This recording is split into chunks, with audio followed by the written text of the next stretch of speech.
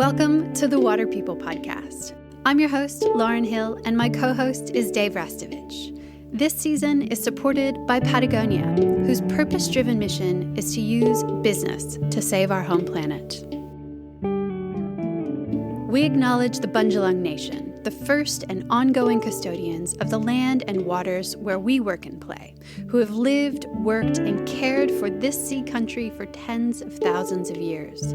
Respect and gratitude to all First Nations people who continue to practice the cultural, spiritual, and educational customs of their ancestors. Today we're in conversation with surfer Chelsea Woody. Chelsea is a neuroscience nurse who moonlights as a Vans surf ambassador. She's also a filmmaker and co-founder of Textured Waves, which works to expand representations of female surfers in particular by bolstering the work and play of women of color. Textured Waves was founded by 3 African-American female surfers, Chelsea, Martina Duran, and Danielle Black Lyons, who felt the void of representation and inclusion of Black and brown surfers in mainstream depictions of surf media. Since banding together in 2019, they've collaborated and consulted with major brands like Adobe and Adidas, as well as surf brands like the Sia and Vans, and were featured surfing on a billboard in Times Square. Through Textured Waves and her own surfing prowess, Chelsea is crafting fresh surfing narratives that continue to ripple around the globe. We connected with Chelsea in June 2022 and got to ask her about being a healthcare provider during the pandemic, learning to surf later in life, the impetus for quitting her job to travel, and the colonial roots of hair straightening. All right, let's listen together. So we begin these conversations in the same place each time, and that's by asking the question about a time or experience after which you were never the same. Do you have a story like that you'd be willing to share? I think I have a lot of stories like that, but I think the last couple of years in 2020 was really hard for a lot of people, myself included. And I guess I was never the same after that year. Just being a nurse, working during the pandemic was really life-changing. Just witnessing all of, the families and grief folks were going through and getting sick with COVID myself. I also experienced a loss during that time and was really sick. And yeah, dealing with that year was very hard, but I made it to the other side. And with the help of surfing and my husband. But yeah, I would say 2020, the pandemic was very hard, and I'm not the same. And it's crazy because during that time, it was like the worst time of my life, but also all of these opportunities were coming to me in ways that I could not even imagine. And they also kind of kept me going, like surf opportunities and more exposure with Textured Waves, which is an organization that I'm a part of. So yeah, I think that was one defining moment in my life that has really shaped me and changed the trajectory really of my life. I saw that you said that 2020 was, quote, the most traumatic year in your entire life, physically, mentally, emotionally, and the only time you'd ever wished that you weren't a healthcare provider. For those of us who, didn't get to experience what it was like being in the hospital system during that time, can you talk us through why it was so intense? Yeah, I think it was just a very scary time to walk into work not knowing what you were going to be exposed to, not having the right equipment, not having enough staff, not being able to protect yourself, and not knowing what you were going to bring home or what you were going to encounter. It was just very scary to have such an unknown. And when you're a nurse, you walk into work every day not knowing what you're going to expect. But this felt so much different. Staff, administration, patients, you could just feel the just grief and intensity, and it was palpable, like people's fears around this. So it's kind of hard to describe actually, because it was so traumatic. But I think for me, like getting sick myself before, so I guess I'll go back. in January of 2020, we were already starting to see a lot of cases of a mysterious respiratory illness that was kind of sweeping the hospital. And staff members were really sick from it, but we didn't really know what it was. We just thought it was a cold. And then it wasn't until like March or mid-March that there was lockdowns, and it seemed like hospital staff were taking things more seriously. So that unknown period from January to March was kind of really one of the most intense parts of working in the hospital, because we just weren't sure what was going on. And then it became clear, like, this is COVID. We have it here in the States, and it is in our hospitals. It's in Santa Cruz, and we're unprepared for it. And yeah, it was really hard. I don't know how to explain to anybody who doesn't work in the hospital or work in the hospital what that was like. It felt like we were abandoned by a lot of, the world. Folks got to stay at home, and we had to continue going in to work with no PPE, and are expected to maintain composure in a high stress environment, where people are really fighting for their lives.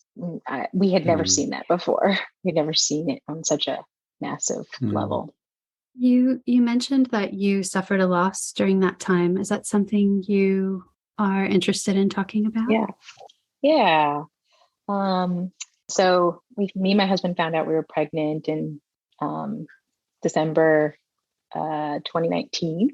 So we were really excited, and everything was going along smoothly, and all of our scans were looking great. And then I think it was after like our 12-week scan. I remember because it was, if my math is correct, it was after Valentine's Day. And, after 12 weeks, people are like, oh, you can start telling people. So I told everybody at work, and went to work that day, and everybody was sick. And I was like, oh my gosh, why are all my coworkers sick? I'm so scared. I had already been wearing a mask for the last 3 months because I didn't want to get the flu. And I went to work on that Friday, and on Sunday, I was really sick with a sore throat and a cough. And that lasted for like 3 or 4 weeks. And I couldn't breathe at night. And my healthcare providers were like, oh, it's just the cold that's going around. Don't worry about it. We don't have COVID here. But meanwhile, I thought this must be like related to COVID. And then I got over that sickness, and, you get labs around the 15th, 17 week time. And those labs showed that my placenta wasn't doing so great, and signified that it wasn't providing enough nutrients to my baby. And when all of my scans before that were really beautiful. And so I immediately was like, well, this was from the sickness that I just had, this mysterious respiratory sickness. Just flash forward, I ended up getting severe early onset preeclampsia. And I don't know if everybody will know what that is, but it's a disease of the placenta. It's common during pregnancy. And it just means your placenta is not working well. So your body compensates. But the only way to cure it is to deliver your baby. So at about 6 months, the doctors told me I couldn't pursue this pregnancy any longer because I was going to die. And I actually caught it myself one night. I don't know if I'm explaining this in the right order, but sorry. Yeah, no. I'm just getting really teary because I also had placenta previa during my pregnancy. And so I'm just feeling you, and I bet. Thank you for sharing. It's really generous of you to share. It's hard to recount because it was such a traumatic time. But I want to share it because I feel like when people are informed, they can make better decisions. And it's not something that we don't often talk about. Women are expected to keep their pregnancy secret. And if there's something wrong, they're expected to hold it inside. And if they've had a loss, there's they're expected to not share, even though, you're very invested in your baby and you're growing another human. But yeah, so I was sick for a while. We were trying to see if I could maintain this pregnancy. And then just one day I woke up with like just slightly swollen eyes. And I wasn't sure if that was because I had been crying for several weeks or not. And I weighed myself and I gained like 10 pounds. And I'm a pretty small person. And that to me, as a nurse, signified to me that there's something going on with my heart. Because when people are in heart failure, they often gain weight really quickly. So I decided to check my blood pressure, and my blood pressure was like 160s over 80s, which is really high for somebody who's athletic. And then by the time I got to the hospital, they were like, you're going to have a stroke or have seizures because your blood pressure is so high. And all of that has to do with your placenta not working and then your body compensating to try to get nutrients to your baby, and, the compensation mechanisms that happen in your body. Your kidneys start to fail, your heart rate starts to go up, and your blood pressure, and you start to swell. So that was happening to me. And then, it was a very traumatic loss, but I think it's really important to talk about because we don't often hear folks talk about this. And also I heard stories of famous athletes, African-American athletes, telling their traumatic birthing stories. Like Serena Williams shared her experience of having blood clots and not being believed in the hospital. And then Allison Felix shared her experience of having preeclampsia as well. And that was like weeks before I got really sick. And so hearing their stories helped me to recognize symptoms in my own body and to be hyper aware of what could happen, even to an athlete, even to somebody who's considered affluent and healthy. So that's the reason I want to share, just so other people who might feel like they're relating to my story, it might help them. I think I think you're exactly right, Chelsea, and thank you for being so open and sharing. And I also feel like it was such a huge thing for us around the time of Lauren being pregnant and our little boy coming to speak to friends and just strangers even who knew perhaps that we were going through something and shared that they'd also had a rough ride or had experienced a loss, and actually being quite surprised quite often by how many people have had that but weren't open and sharing that information, but actually how useful it is for the rest of us to hear our stories and to understand our shared journeys a little more. And also I feel like in places that are uncommon. So, like right now, people might be tuning into this to listen to us talking about surfing and water-related things, and all of a sudden they're listening to this. Pregnancy is surfing. Yeah. And but that's a really meaningful thing. So it's kind of like, this is a good thing to be able to have these stories in perhaps uncommon places where it might be a really helpful and useful surprise for people. Chelsea, I really want to pick up on a point you made about how you caught your preeclampsia. I was pregnant in Australia. We have universal healthcare here. I'm really grateful for that. It meant an incredible deal during the tumultuous time that we had with luckily getting to deliver a baby early, but alive. It meant we didn't have debt on top of that, trauma. The US has basically the highest maternal mortality rate in the Western world, and that rate's especially high for Black and Brown women. As a nurse, can you shine some light on that experience? I just wanted to use this as a way to talk about the potentially fatal consequences of the institutionalized racism that permeates maybe kind of unexpected spaces, or unexpected if you don't have to grapple with the realities. Yeah, I think that's right. Unexpected if you don't have to grapple with it. I think it does touch everything in the States, especially because it's so institutionalized, and biases that healthcare providers may carry over into the way they treat patients sometimes. And I had to learn to be an advocate for myself. Not that my healthcare providers weren't good. It's just that I don't know that if I was somebody else, that I would have been believed. I'm a nurse, so I know how to advocate for myself. I know how to navigate the healthcare system, even though it's very scary. And, you read stories about even Serena Williams, who felt like she had something going on because she had a blood clot before. So she knew how that felt, but wasn't maybe believed initially. So I think this happens a lot. Like, we brown and Black folks don't always have a lot of access to care, and maybe don't have the experience in healthcare to advocate for themselves. We're often told, "Oh, just listen to the doctor, listen to their recommendation. They know better." But really, your body the best. And as a pregnant woman, especially, you have this intuition that should be heard. But to speak to the health disparities between Black and brown women and birthing women, especially, a lot of times we're not believed. Our pain is not believed.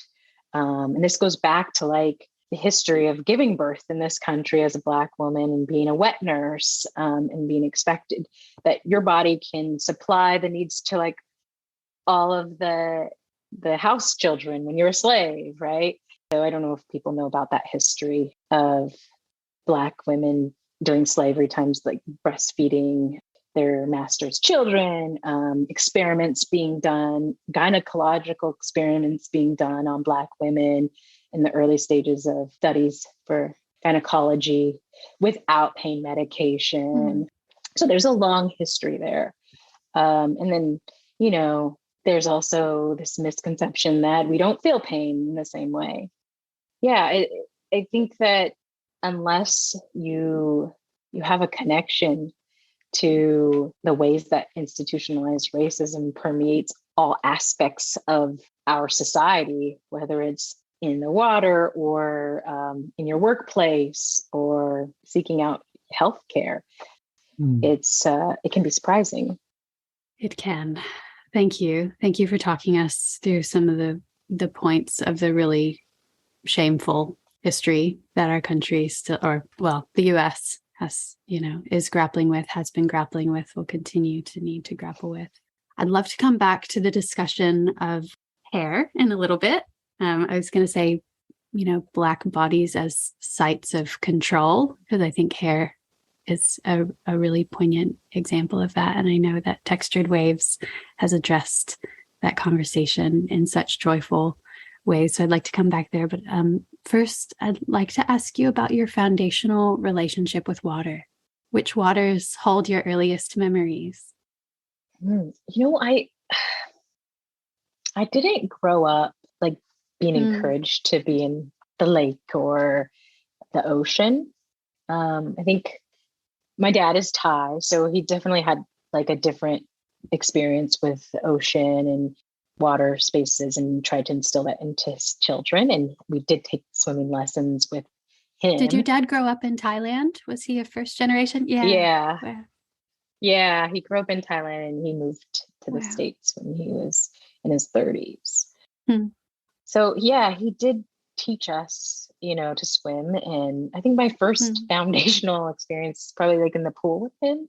But that changed quickly, because when I was old enough to want to straighten my hair, that relationship with the water really like diminished, because I wanted to fit in. And like when you're at the pool with a bunch of kids that don't look like you, and your hair, you come out of the water and you don't look like everybody else. And we're always meant to hide that part of ourselves as African American women.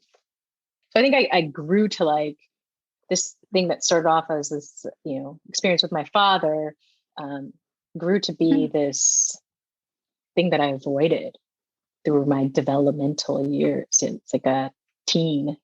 and beyond, because I was trying to preserve this unrealistic image of beauty that was perpetuated in media. Yeah. I mean, I guess we can just go there. We'll just go to textured waves now because the segue is there. The work you're doing with textured waves is just has been so beautiful to me, so inspiring, and I know has made so many women and girls around the world feel seen and heard in ways that surf media has completely neglected. So thank you for that. I'm interested. Well, I feel like a lot of people struggle with how deeply media representations shape most of us. I feel like most of us probably feel like we're immune to it, like we're above it in some way. And it makes me think of when I was at uni, I took quite a few sociology classes, especially on the construction of gender. And I remember seeing the pioneering sociological researcher, Dr. Jean Kilbourne's work. I don't know if you're familiar with her work, but she made a film called Killing Us Softly, which I assume is taken from the Roberta Flack song. Everyone should see it. It's an incredible collation of basically how the media shapes the way we perceive gender. And I just wanted to read a quote from that presentation from the film that she does. She said, this is from 2012, so it's a bit dated, but I think it's still relevant. And I'd love to just riff with you about her work. She wrote, quote, women of color are generally considered beautiful only if they approximate the white ideal, if they're light-skinned, have straight hair, Caucasian features. An even bigger problem, however, for people of color in advertising is invisibility. Not that we see a lot of negative images, but that we see no images at all. What George Gerbner, a renowned media researcher, called symbolic annihilation. This means that one sees no reflection, that there's really no reflection at all. I have some ads in my collection, quite a few actually now these days, featuring Blacks, Hispanics, some Asians, but none or almost none featuring Native Hawaiians, other Pacific Islanders, Native Alaskans, or Native Americans. Other groups also suffer from symbolic annihilation, the differently abled, lesbians and gay men, the elderly, the poor. So when people say that advertising just reflects the society, it's a very distorted reflection that leaves out huge groups of people. I'm interested to know if this echoes the charge that you all felt with founding Textured Waves. Yeah, for sure. Especially that part about invisibility. It's not that the surf industry or, a lot of outdoor spaces, their media was doing anything like hurtful, putting out bad imagery. There was none. It was almost non-existent, like we weren't a part or could not be a part of those worlds. So I think that's the big drive of Textured Waves, to show everybody, not just young girls, but like everybody, we're part of the space. And, media can contribute to stereotypes that folks hold about others and belonging. So yeah, that it really resonates with me. And that is a huge part of our drive. And when we started out, my co-founders, Danielle and Martina, we didn't see that imagery growing up. We didn't see like Black women on waves, especially African-American women. And I think had we seen that a little earlier, I don't know where my life would be, I don't know how that would have, changed the trajectory of my life. But I think the first time I keep you referencing Blue Crush because it's probably so like, I imagine it's painful for a lot of people in surfing. It's a painful moment, but for someone like me that did not live on the coast, was, had never, Michelle Rodriguez was like, she looked kind of like me, and that was the first time I ever was like, whoa, what is this? And I think you can take it for granted if you've grown up around it, or your parents did it, your grandparents did it. It makes it easier to envision yourself. But yeah, I think it is really important, but not just like advertisements, but also to put out like meaningful stuff as well, meaningful media. Advertisements are so scary in the way they can manipulate our thoughts. And in that way, it's almost like feels sinister, to want to like inject these images into to the media, but it's like, I don't know, necessary. And hopefully it's injecting some more beautiful imagery that breaks down those stereotypes. Hopefully. Just speaking to the imagery of surf media, I think they actually have done quite a job at releasing destructive imagery. Actually, when we think about the sexualization of lots of women and the way women were portrayed. As I was growing up as a little blonde-haired surf rat in Florida, I know I felt incredibly uncomfortable and very sexualized by an industry well before I was thinking about sex or sexualizing my own body. What about just the other day when we pulled out the magazine? Lauren was working on something the other day, and we're looking at change. We're thinking about change. Trax did an article about ecofeminism, and I was like, "Whoa, this is radical. Let's find a Trax from 20 years ago and see." It wasn't 20 years ago. It was like 10. Oh my gosh. It was so not long ago, and I picked it up because my mum had found it at the op shop that she's volunteering at, and was like, "Oh, Davey, there's pictures of you in this one. I'll give it to you." And so I was like, "Oh, thanks, Mum," and started looking through it for Lauren. We're like, "Oh, let's have a look and see what kind of imagery or text there is about women surfing in this one, because I know it's not going to be good." And man, oh man, it was like, I think it was half a dozen images, and I think only one of those images had a full body. They were just mostly shoulders down, turned around, faceless objects, reef shoes, just like butt ads, and none of the women were active. No, they were all in these passive positions. There was no surfing. It was just atrocious. It was so atrocious, and it was just a fascinating moment for us to see that it's the exact same magazine reaching out to Lauren, going, please, can we do this ecofeminism surfing piece? And that's only because they are allowing women, white women at least, to write, to photograph, to let into the gates of constructing that world. There's still a lot of work to be done.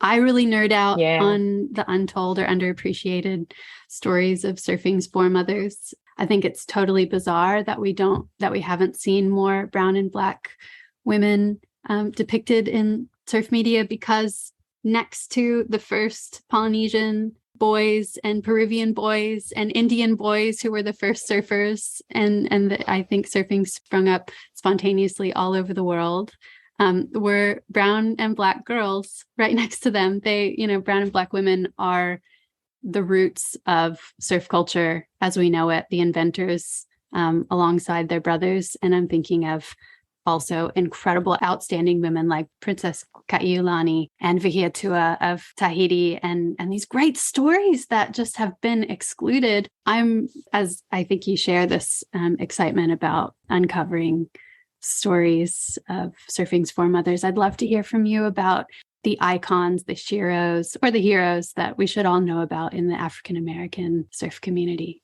Yeah, there are a few.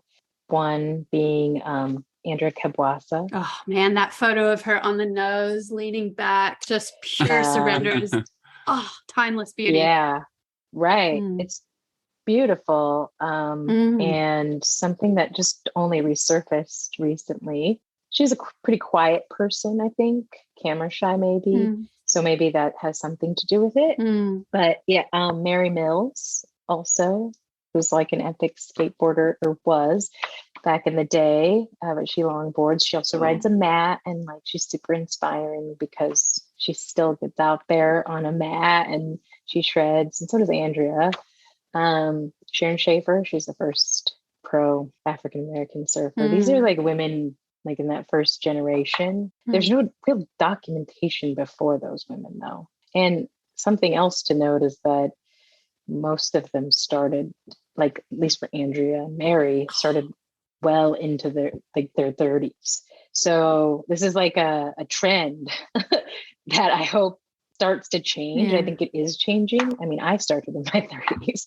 So I think there's this thing about getting more comfortable in your own skin, women having more rights that like also contributes to that late start as well. But I think Sharon maybe started in her early 20s, which is that's insane, you know. But I'm sure there's somebody else that we don't really know about, you know. I'm sure of it. I'm sure there's somebody in Hawaii, you know, there's somebody, somewhere on the coast that was, you know, shredding or riding a boogie board or body surfing. But yeah, the documentation is very limited. Yeah, it's unfortunate. And it's a real testament to the way surf culture has tended to be shaped by and for young white Californian men mostly, so that, you know, their perspectives have dominated and left out stories that they weren't interested in. And maybe that wasn't necessarily malicious, but when we know better, we can do better. So let's acknowledge that that's what happened. And let's, you know, I just feel a real responsibility to try to dig up those stories too. And I think, you know, there were like organizations working on preserving those stories, like in the early 90s. And, you know, Tony Corley with Black Surfers Association, he wrote that letter to Surfer Mag, calling all Black surfers to like show themselves.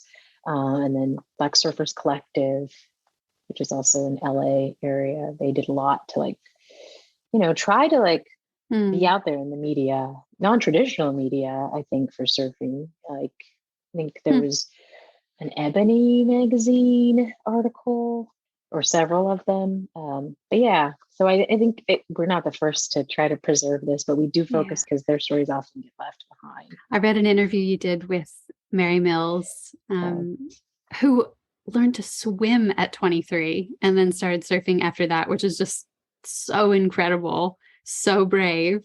What a legend. You asked her about where she sees the future of skateboarding and surfing for women of color. And I really loved her response. She said, quote, "In terms of the future, until Black women deal with their hair, our hair, nothing will change. It's all about the hair. It's not about ability. It's about hair." Just to go back to that point, I wanted to ask you about the Chris Rock documentary, Good Hair. Did that land for you? Yeah, I mean, I definitely watched that and related to it. And I'm glad he made a documentary about it, but also it's kind of controversial now because he just made fun of a Black woman about her hair, like, and having alopecia. But I mean, that the toxicity of lye, which is one of the main ingredients that Black women have used and has been marketed to Black women to use to straighten their hair, and like how that is detrimental to our, not only our health, but just our well-being.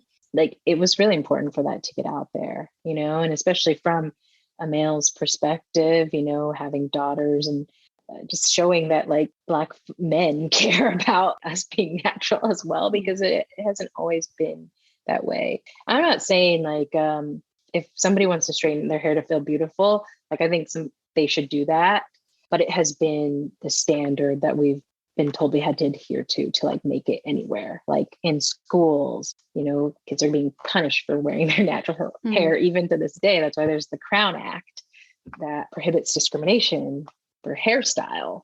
And, you know, back in the day, Black women had to wrap their hair to, you know, be seen as presentable, or braid their hair. Basically calm it down and make it go away.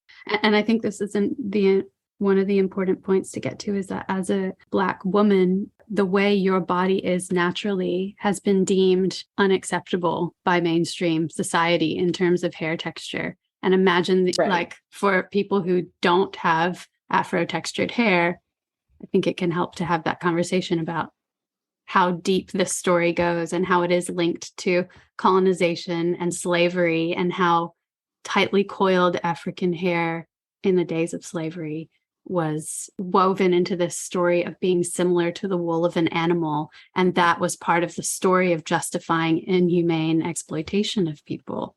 Like this, you know, it seems like it's just hair, but actually there's this deep symbolism of what hair means and stands for, and how it continues to shape behavior that is absolutely unjust and unhealthy for everyone. Yeah. And, you know, just the texture of your hair being, like you were talking about, the tightly woven hair, you know, the lighter or the looser your texture, the more accepted you are, right? So yeah, I think that's why, we really try to include all of the textures, and how a woman wants to present themselves, because that's also a problem in media, is just showing, mixed girls, with looser textures. And I think that's something people don't think about for sure. I agree with Mary about the hair thing, but I also think it's so much part of our culture too, so there has to be some balance there of like, because I remember like some of my most formative memories of community are sitting in the salon and the hair shop that was attached to our church, and like being there with all generations of Black women talking story while we were getting our hair done for like 4 hours. That's how long it took, and so it was like it's a community thing as well. So it's very complicated. You mentioned earlier that care for your hair was part of what discouraged you from being in the water. When did that change? Changed after I graduated from nursing school. I wanted to, during that time period, I'd lost my dad, and I was doing a lot of internal reflection about what I wanted to do with my life. And I wanted to do a triathlon at that time. The only way to train for triathlon is to like go swimming all the time. I didn't know that. Is that how you train for triathlon? Well, the swimming portion. Yeah, right. Swim, bike, run, So yeah, and that's kind of when I started my natural hair journey. Yeah, I think when I started to like just accept my hair, and the way you do it is like you cut your hair off. You either do a big chop. Now this is getting into like really detailed things, and I don't know if your listeners want to know. I love it. It's great. Thanks for letting us in. It feels like a privilege. But yeah, you transition your hair. You like chop it off little by little. Until your natural texture comes out. And yeah, that just kind of opened up a new world for me. I was no longer like scared of, if somebody saw me on the slopes, because, in the mountains when it snows, like, yeah, your hair is going to do whatever. I didn't care if like people saw me snowboarding and my hair was, natural, or swimming, or like surfing. And it also, opened my world to travel as well. You cut out these extra steps in your day, and suddenly you can quit your job and travel around the world with one backpack. Not thinking about what you're going to put in your hair, how you're going to do your hair in the Himalayas. No, accepting my hair was like opened up this world. And you went for it. You and your husband left your jobs to travel extensively. Can you talk us through the impetus for that adventure? Where did you go, and how did it lead to Riding Waves? I think it was 2014, like when we decided like, oh, we're going to quit our jobs. We just had been living in Seattle, and we were always escaping the city, like going to the mountains, hiking, backpacking, snowboarding, and just spending a lot of time away from the city that we actually love. And then my husband hurt his knee really bad skateboarding, and we had all these backpacking trips planned, and kind of got a little bummed. And I was like, forget those trips. Like, let's do a trip. Like, let's quit our jobs and travel. So I like wanted him to, I wanted to get him out of his like mood, his depressed mood, about missing all these adventures. And he was like, there's no way we could do that. I was like, okay.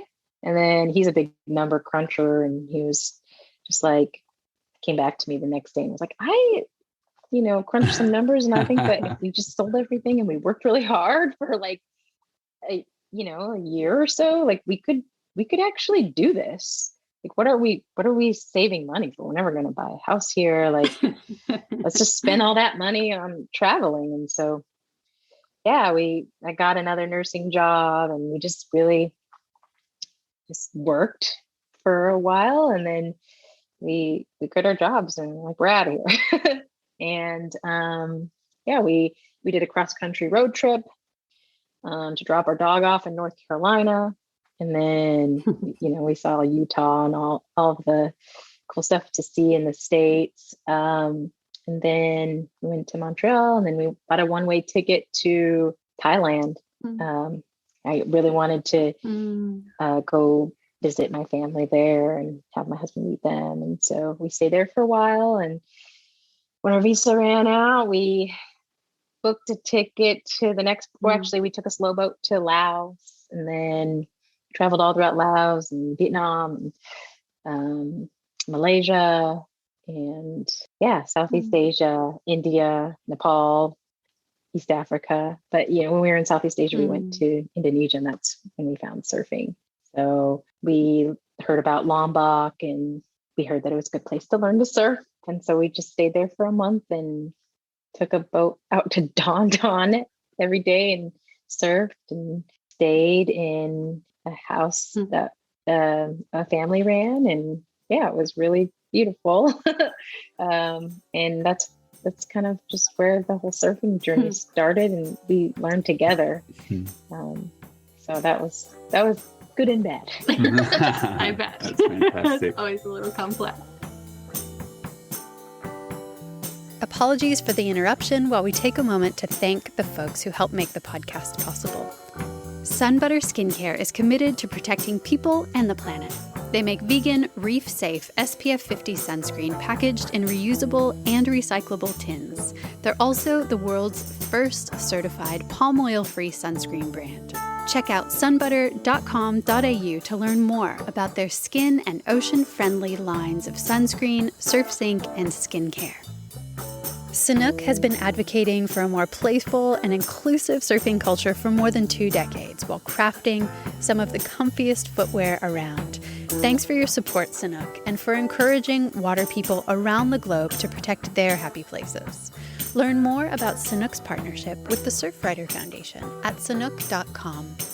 Thanks also to Gary McNeil Concepts, who build cosmic surfboards for cosmic people. Gaz's boards combine recycled and plant-based materials that are built to last without sacrificing performance. To learn more, head to GaryMcNeilConcepts.com. Chelsea, I'm always really curious about people's personal relationship to surfing. And we've been speaking lately about, you see representations of surfing through films and books and whatever, projects people do. And usually surfers get their knickers in a knot about how surfing's represented, and it doesn't represent what it means to them. And it's different for everyone. And we're just talking about how you can sit in the lineup and you'll be surfing the same waves together, but actually having a completely unique experience. Like your personal experience can be completely the opposite to the person sitting right next to you in the lineup, and how from that very center of the surfing experience being so sort of personal, it is so interesting and varied and wonderful to hear what surfing means to people and how it fits into their life given that kind of diversity and range. So I'm curious, when you started there in Lombok, how were you approaching it? Were you wanting a physical challenge? Was it a type of emotional release experience? What kind of role did you see surfing playing as you started to, I guess, fall in love with it or start to incorporate it into your life? Well, we rented our first boards, I think, on my 30th birthday, and my goal on that day was I'm going to catch 30 waves, which is on my belly, Super ambitious. Nice. Still ambitious. 30 waves is a lot. I was like, it's my 30th birthday and I'm going to catch 30 waves. And we're at this, I can't even remember where we were now, but we were at this little beach break, and there were people on the beach, and I came in and I was like, I caught 30 waves, even though it was, whatever that was in my mind, I think on my stomach or falling off, whatever. It felt like I had accomplished my goal for that day. And then we get in on the beach and there's these people and they're like, oh man, we just really wanted you to catch a wave. We were rooting for you. And I was so mad. Oh, no. In my head, I was like, oh, it's so crazy. I thought I was doing the thing, And that really stuck with me. It feels like it. It always feels like it. And that stuck with me, the stubbornness, I think, of wanting to do it on my own,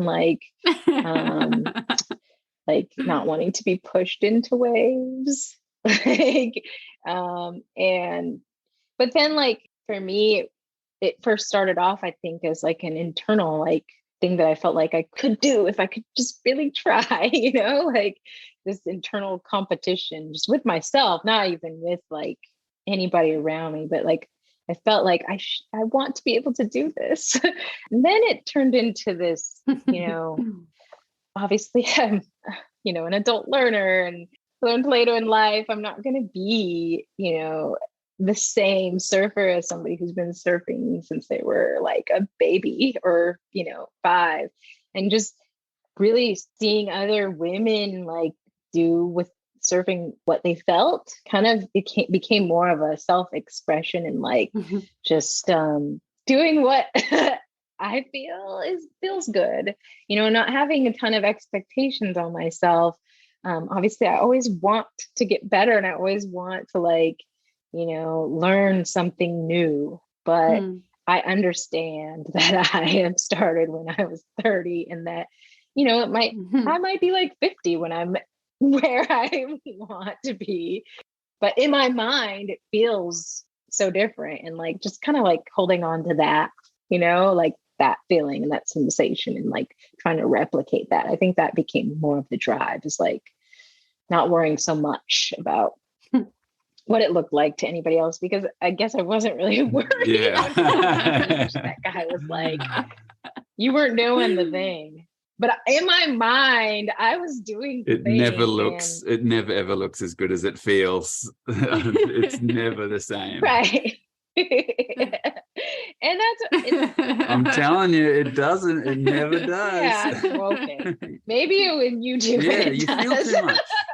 Well, that's good to hear. But in my mind, it feels good. It feels so good. And like, that's what I'm chasing. And just, yeah. And even if I still feel like I have these goals I want to reach, I don't put a ton of pressure on myself to be like anybody else, because I'm not like anybody else out there. That's for sure. I already know that. We chatted, or we wrote back and forth a little bit about this, that you've been surfing for 7 years.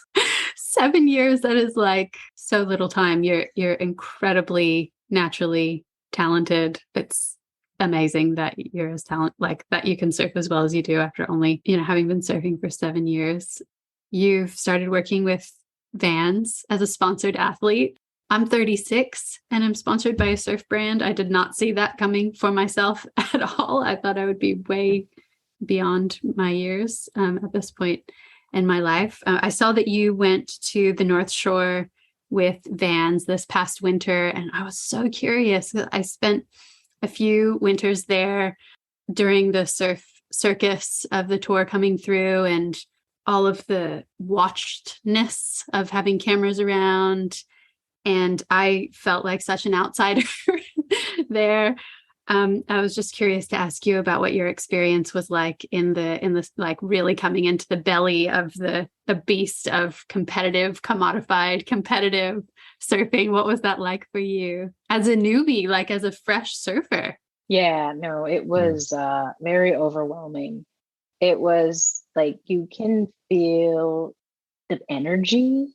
Place is palpable, not just like the ocean energy, but like all the talent. I don't know. There's just like an energy there that I was like, I just could feel it. And it was overwhelming. And just somebody who's like, I'm an outsider, to be able to witness just all the greatness that was going down. But I definitely, I'm obviously also like much older than a lot of these folks too that are there. And there was no expectation on me to like be like going out there and ripping and shredding and, competing with anybody. So that was nice.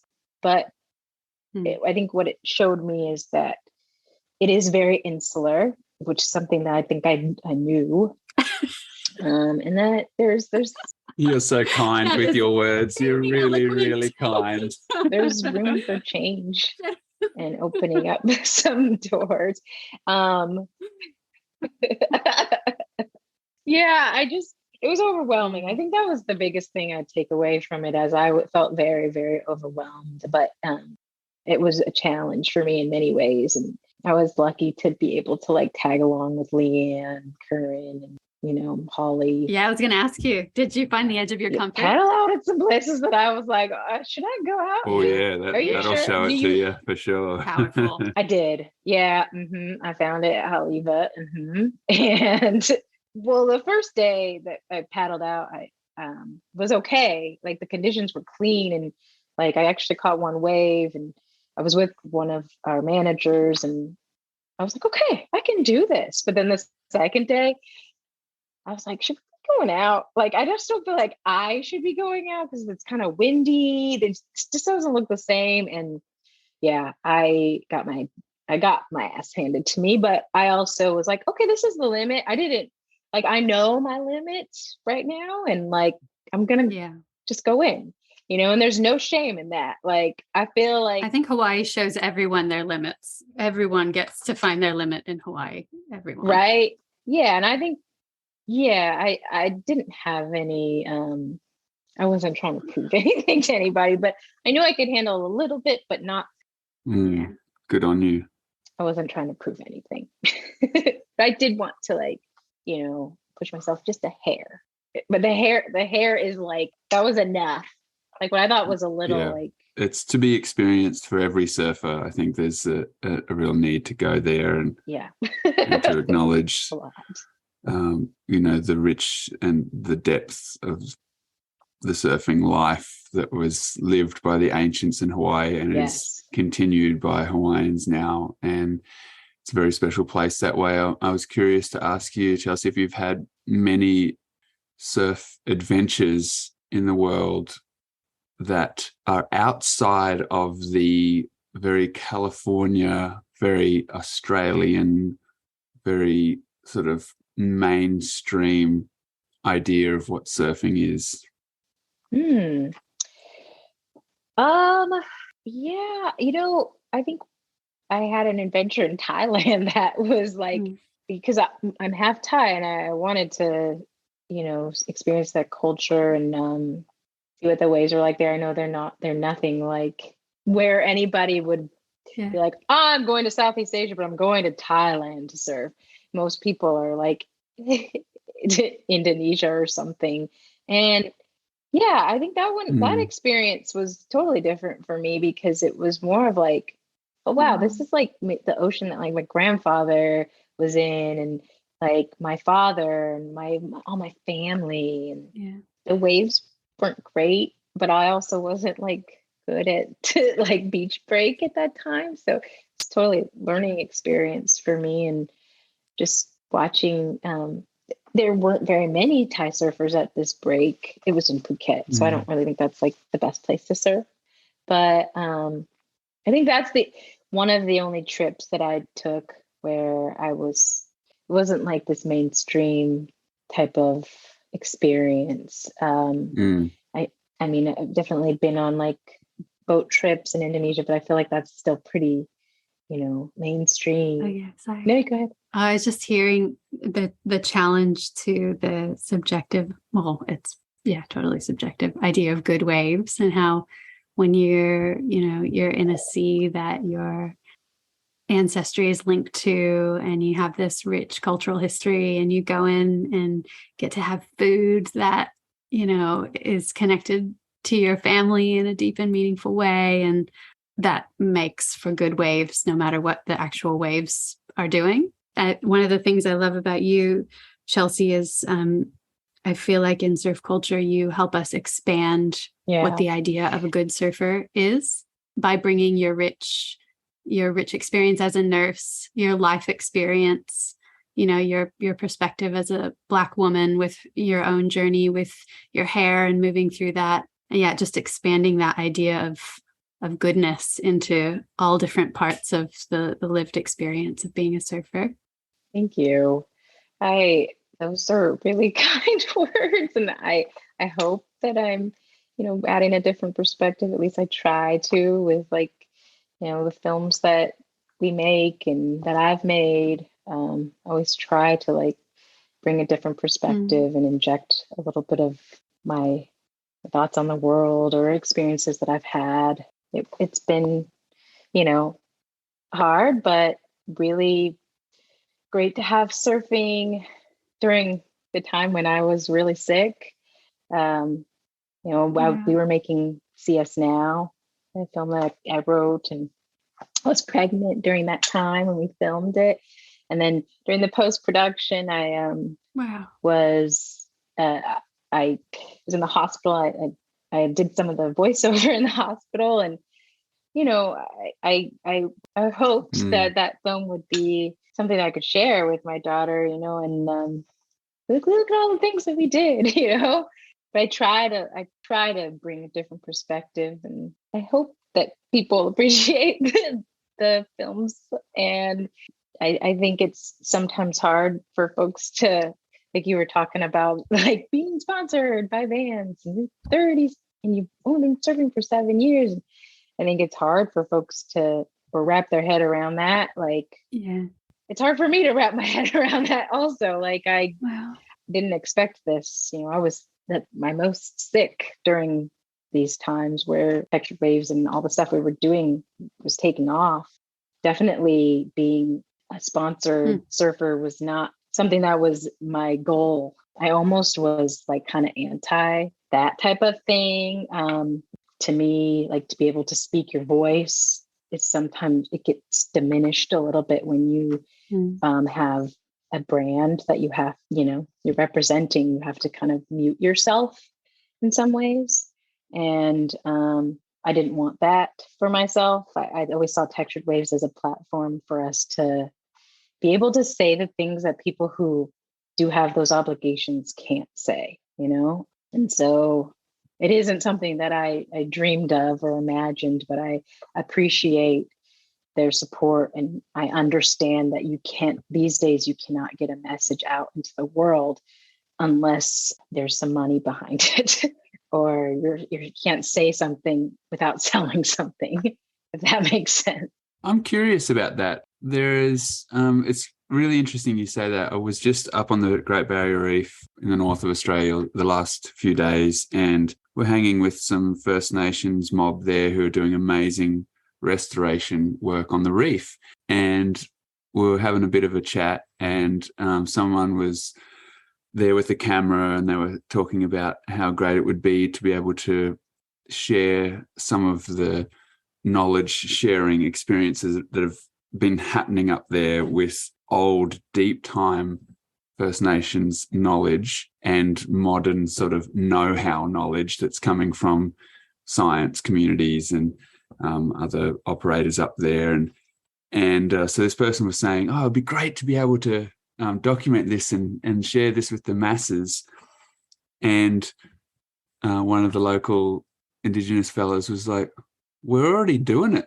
We're you and me, we're doing it now. We're sharing knowledge now, and it'll ripple out in its own ways.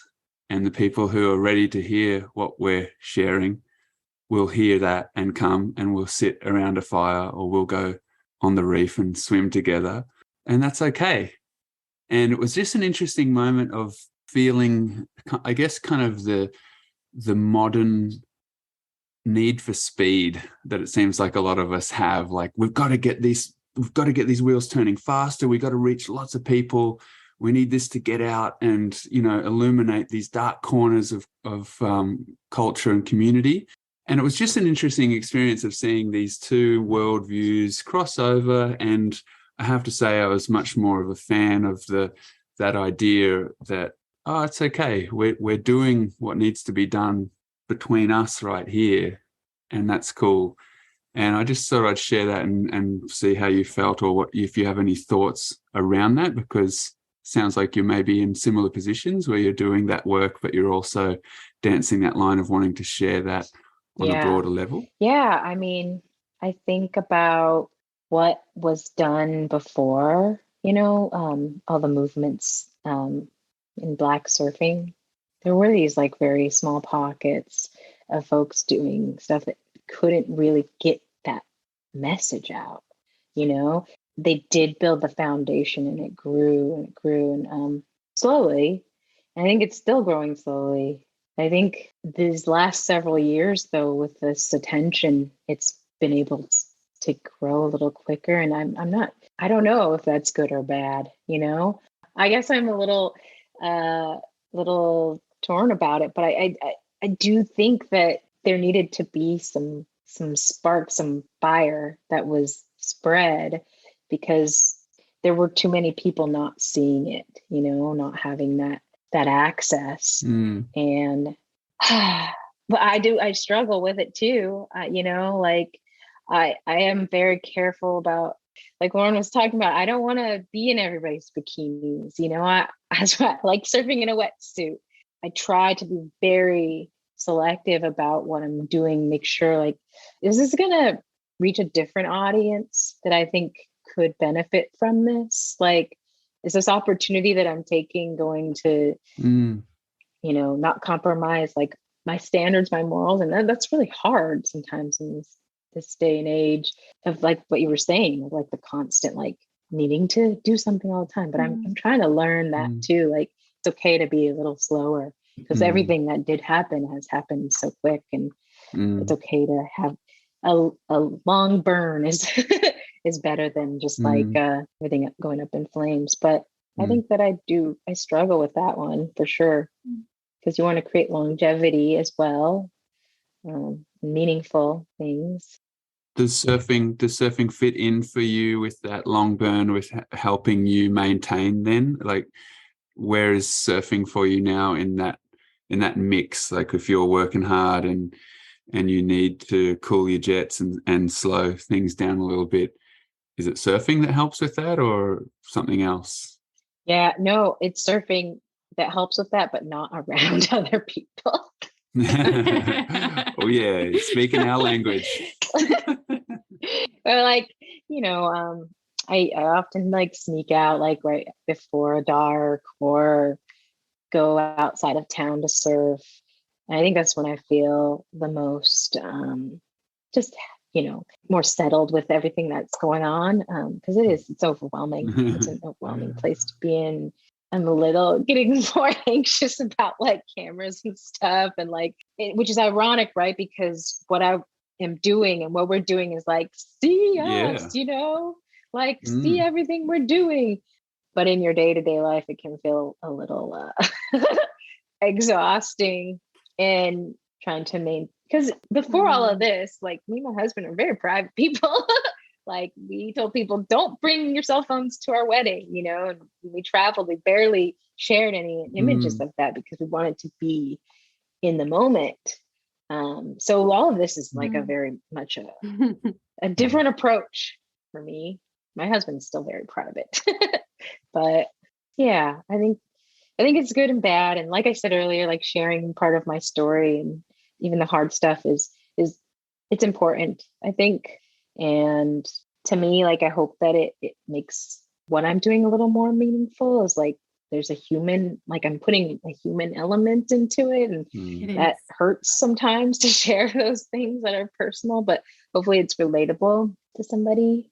I was reading an interview that my friend Rhea Cortado did with you and Sachi.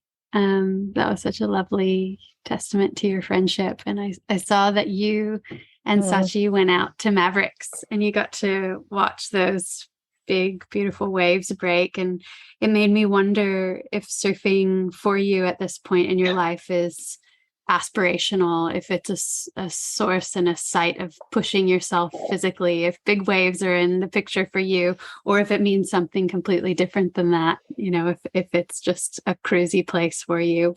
Which direction is it going right now? Well, if it was up to Sachi, they would be in my life. She's like, you can do this, Chelsea. And I'm like, no, I don't think so. I thought. Yeah, even that day she was like, paddle around and sit in the channel with me. Yeah, and I was like, I don't feel like that's the right thing for me to do. And then this huge cleanup set just cleared the whole lineup. And I was like, if I would have been out there, I would have been dead. So no, I mean, I do want, Sachi challenges me. Like I go out in conditions with her that I, probably wouldn't think I could do like an OB, and it's always ends up being just so fun and like just a great way to push my boundaries. But I'm not. I'm more of cruisy, I think, and just getting close to that limit. But I don't know if I have it in me to do the big waves with her, but we'll see how I feel in 10 years. Yeah, no, I don't think so. But she is definitely inspiring though. And I love like just being there and watching her swim out there. That was crazy because there was just this huge bait ball and there's sharks up there, and she was just swimming like a little seal, these huge waves, but it was terrifying. Do you have aspirations if it's and it's good to be honest, because that's, you don't want to mess around in that kind of water. If you don't feel like you should be there, you shouldn't be there. What about aspirations? I know Lauren the last few years has been on a mission to get barreled and is now there and can do that. Not huge, not long, deep barrels, but definitely in there. They used to be D-grade dazzers. Now they're B-grade bazzers. It's good. It's good. So do you have other aspirations though? Like when you go surfing, if you feel something like, oh, I just cross-stepped to the nose and I got a cheetah 5, or you did a certain turn that surprised yourself, do you approach surfing that way or not so much that way? Oh yeah.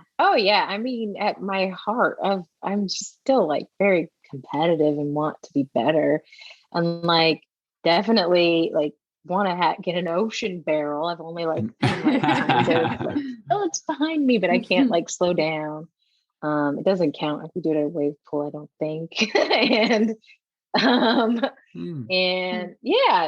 like I have so many like goals I want to accomplish with my surfing, and not just shortboarding but longboarding too. Like I don't think there's ever I think that's what's so great about it is I don't feel like I'll ever I mean, obviously I started late, so I'm never going to be at that top, but I just think there's so much to learn. Like I always like making a better cutback, or I don't know, that all still like feels so much part of my journey. Like I'm always watching like game tape and footage of other people. Like, how did they do that? That's great. Whose surfing has been inspiring you lately? Anyone in particular? Well, I mean, I always love like Oscar Lambert. I like he's so good and he's goofy. I like to watch goofy footers because I feel like don't get to see a ton of goofy footers.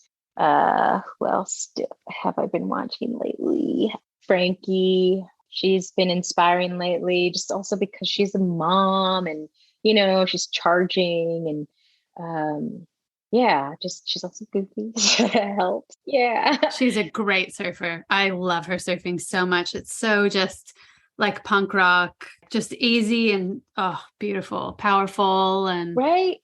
Yeah. And it's beautiful and flowy and powerful all at the same time. I love that you are in this space of riding kind of mid-lengths. I know you ride shorter boards too, but I see you as kind of like one of those pioneering women in the mid-length space, because there's so many there. I think mid-lengths suit women's bodies in general so well, and it's this kind of underexplored, underappreciated board range for women in particular in terms of entry speed and ease, like bringing the longboard thing to a more maneuverable craft. And I am obsessed with mid-lengths right now. So I'm always inspired to see other women riding them beautifully too, like you do, and Frankie too. And oh, thanks. Yeah, I just, I don't think I've ever been like, oh, I'm going to be a short boarder, because that's such a silly way to say it. Is that how they all talk?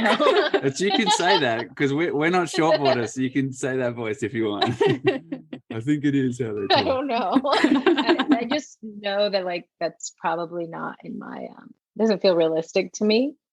But yeah, I mean, I do it. I do it in like I like it. But I always have more fun like on a longer like mid-length, but not, and I love longboarding too, but sometimes that feels like a lot of work to have a longboard out there and bigger waves. I just don't, that doesn't feel good to me.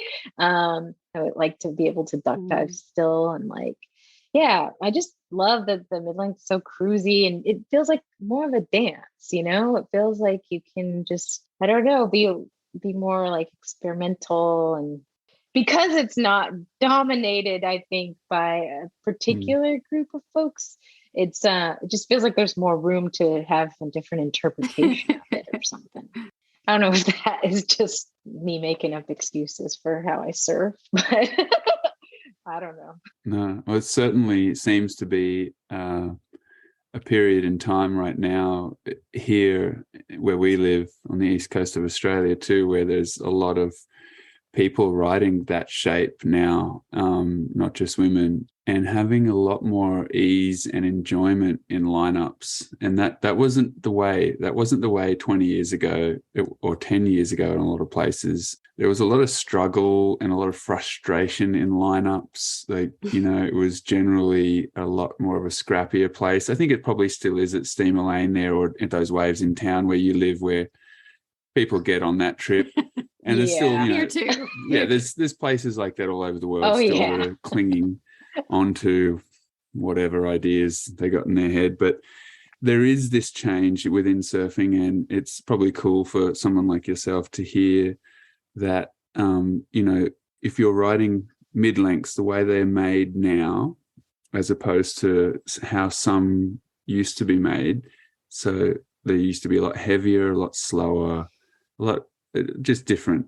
There is this excitement around them right now, and it's a really nice thing to see, because it means people are catching waves easier. They might give a wave to somebody else on occasion even, and then stand up, and if the wave backs off, you can stand there and be relaxed and enjoy the ride a little bit, instead of having to hump the board up and down and pump the thing like a crazy person. And it's nice. It's just a nice thing to see. That's a nice change in the character of lineups around the world, and certainly a lot more young women and older women in lineups together. And it's good. It's just a good thing. It feels so much healthier and such a more welcoming place than so many of these lineups used to be. Yeah, it's funner, you know. It just feels, it feels like people are. I think I see it here too. Like, I think people in the last couple of years are trying to give some waves away. They're having restraint. I think that's hard when it's always, you know, been yours or whatever. So that's nice to see. I've also purchased a mat and fins. So I'm going to be doing that more. Just can we ask who made your mat? Fourth Gear Flyer. Yeah. Very good. That's the best choice. Yeah, my friend Mary, she's like Mary Mills, she's really into it, and like it's just so cool to see her you know, riding a mat, and like just totally inspired me. So I'm excited. I think it's good. You can't not have a good time on a surf mat. Like you can't not have a good time. So you'll be seeing me on the mat a little bit more. Wait. What are you dreaming up right now, Chelsea? What are you working on? Or not working on? I am working on I'm cooking a baby in my stomach. So congratulations. In my stomach. So yeah, you know, it's a scary thing, but I'm hopeful that things are gonna go well, and we're gonna be riding the mat a little more, and hopefully documenting that experience a little bit too. So that's what I'll be working on. Just a little baby project. The most creative work you can do. The most creative act. So congratulations. Thank you. How far along are you now? I'm 14 weeks. Okay. Yeah. How are you feeling? Yeah, I'm feeling okay so far. I think we'll see what happens in the next 5-6 weeks, but this is all, you know, it's an exciting time, and I'm trying to be really happy about it. And, you know, I think there's this urgency to hide these things until we get to a certain point, and trying to take like some advice from other folks to just, enjoy these moments and until, just keep enjoying things and don't worry, try not to worry about all the other stuff. I don't know if it was like this for you, but for me, pregnancy was one of the ultimate teachers of how little control we have, when it comes to cells dividing and subdividing. We can be in our bodies, we can be present, but whether we're stressing and scared or joyous and happy, no control either way. It's right. Intense. So, we're just going to try to be joyous and happy and excited and share the moments and all of the moments. And I think I'm trying to look at it as from a different approach. Like initially, I think I was like, I'm so scared. I don't want to tell anybody. I want to be happy and like it's a really exciting time for us. So exciting. Thank you for sharing that with us. I'm so happy for you. Wow, that's like a perfect ending to an hour-long podcast to come full circle to the hope of the future. And Matt Riding, I know I remember Serena Williams won a Grand Slam when she was pregnant. And I felt like if she can do that, then surely I should be able to surf through mine. Right. I couldn't, but is that what you're going to be going for, trying to stay in the water, or how's it feel? I've been trying to stay in the water. I've gotten out. This last week has been it was really, the waves were kind of punchy. It was that south swell from TD, I think. So I kind of sat out this time, just watched, because it just didn't look like super approachable, and it was very crowded. So, but I have been getting out there, and maybe against my doctor's orders. But I think ultimately I know when my limit is, So I'm gonna just take it day by day and see how I feel, and get on the surf mat or swim, and try to get in the ocean and get ocean time. And just been lucky to have lots of ladies around here that have gone through pregnancy and, stayed surfing or rode a mat or whatever as an example. And so I'm excited. And I definitely want to document this moment and use it as an educational moment as well, and hoping to put out something that is meaningful. We watched Nightcrawler, and I just have to say that it's the words in particular. As a writer, your words are so beautiful. The visuals too, but I just was struck, and I said this earlier, but there's just nothing like that edit in surf culture. And so I feel like surf culture is so lucky for you to have chosen surfing to get to inject you into this culture and all your creativity and your work with textured waves and pushing toward social justice and inclusivity and changing the visual narrative. So thank you so much for all of that. Thank you. I dedicated that film to my other daughter. Her name was Luna. And so it was very much, though I never talked about it, but it's very much centered around, her, and a tribute to, everything that happened in those last, 2 years. So thank you. I really appreciate that. Yeah. Thanks for listening with us today. If you have a spare moment, please leave us a review or share an episode with a friend. Both help us to grow the podcast, which helps us find the best stories from our global community of water people. Our editor this season is Tiffany, Richmond. The podcast soundtrack was composed by Shannon Soul Carroll, with additional tunes improvised by Dave and goofy-footed legends Neil Purchase Jr. and Christian Barker. Our visual artist in residence this season is Matt Allen. He's a photographer, graphic designer, and fine artist. You'll find his work on the Water People Instagram this season, and you can find his portfolio and prints on mattallen.com. waterpeoplepodcast@gmail.com. We'll be continuing today's conversation on Instagram, where we're at Water People Podcast.